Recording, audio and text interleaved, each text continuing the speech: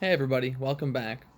A couple days ago I posted a video, Gray Areas of Evil, and wanted you to think about what are things that are objectively evil that a hero would stop or fight. And I talked about some things like reckless hate, murder, beating of children, some really heavy things, terrorism, those kind of things.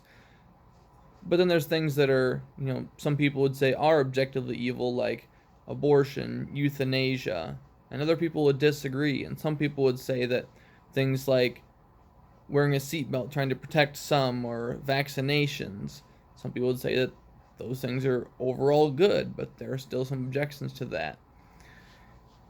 Here are some things that I think a modern day hero would fight. First, starting with greed and power and corruption.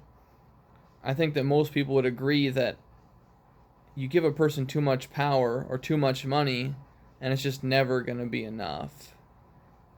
And I can't remember where I heard this. It might have been in C.S. Lewis and Screwtape Letters. Yeah, it was, where the young demon was telling getting instructions how to best tempt a man into sin, and he said, an ever increasing demand for an ever decreasing pleasure. So things like pornography, money, things that you get more and more of it, but you're always going to want more and more of it, and you're going to enjoy it less and less. Like drugs, diminishing returns, an ever increasing demand for an ever decreasing pleasure. So those things just aren't it. So some things that I think a modern day hero would need to fight would be greed and power and corruption. Without getting too political, I think that certainly in the political arena we need more care for each other. We need more ways of helping each other. And I think that, I worked as a clerk in the Iowa House in spring of 2013, right after my student teaching, and I saw a lot of people, a lot of representatives of Iowa doing what they think was best, really trying to help people out, and it really inspired me to see that they were truly trying to help out. So that was a good thing to see, and I think that we need more legislatures, more congressmen and women like that. Something that's really obvious that came to me was something that a hero should fight is loneliness and depression and anxiety. But then how do you fight that? How would the hero fight that? I think in Endgame, spoiler alerts if you haven't seen it yet, but it's been out on DVD and streaming for like a month now, so it's about time. But near the beginning, Captain America, you see him doing exactly that, giving people hope, helping them fight through depression and the hard times. He's there basically being a counselor. He's leading this small group of people and trying to instill hope in them. People who are worried, people who are afraid of what's going to happen, people who are perilous and just worried about what their future is going to be. Captain America is such an incredible hero because he's all about each person, not trading lives for lives. If you can't save one life, what is it all worth?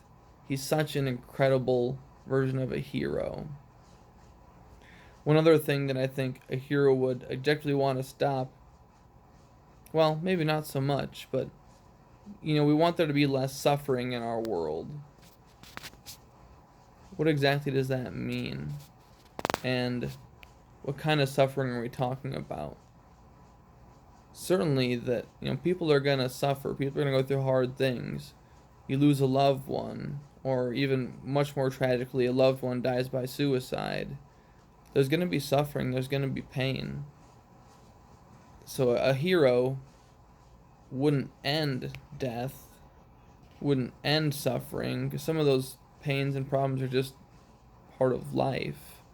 It's not right that someone should die young or die unexpectedly, but it does happen, and it's a terrible, unnatural thing, and we have to deal with it. But even it's always too early to lose your mother, to lose your father. And, there's just going to be pain that comes with that. So what other suffering would there be? Things like child abuse and neglect. Those kind of sufferings need to be ended. things like loneliness and depression and anxiety. We try to alleviate those things and try to help people through them. One of the best definitions to a word I ever learned, or the best etymology, the origin of a word I ever learned, was the word to console. The word console, or to have compassion, means to suffer with. If you are compassionate, you suffer with people. And that's so much more of a stronger word. Empathy is a great word to try and feel what someone is feeling. But it means so much more to suffer with someone. To be that person that's going to be with them in the foxhole, that's there with them in the dark place. That's what a hero really would do, is to be compassionate, to suffer with someone. So that opens up the next question about suffering, and what kind of suffering shouldn't a hero end? Or what kind of a hero would be with you in suffering? Give some thought to suffering and what a hero would do in times of suffering, and in what different times of life and what different struggles and what kind of suffering would appear, and what would a hero do in that time of your life. Leave some comments below, and I'll catch you later.